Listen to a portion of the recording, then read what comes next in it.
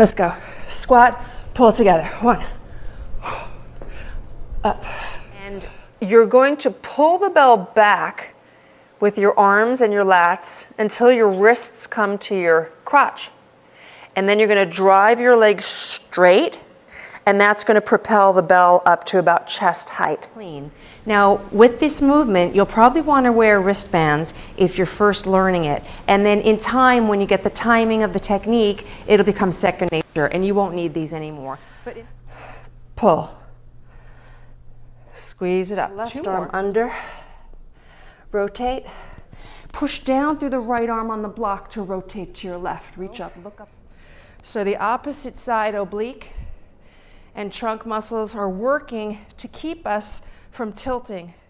Place your hands down on either side of the left foot.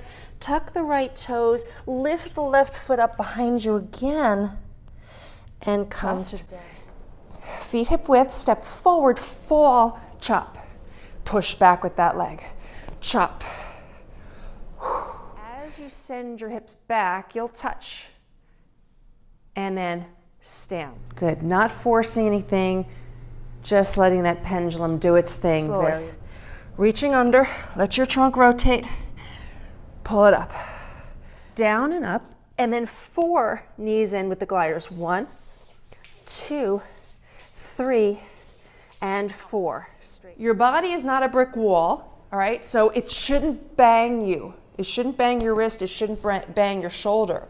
What you're gonna do. Come on, 2 more, and then we're gonna go the other way. Stay with me. Flex over, touch, row the left, touch, stand, step back. Okay, I'm gonna join you halfway. I'm gonna join the jumpers. Here we go. Okay, that was really great. Good work.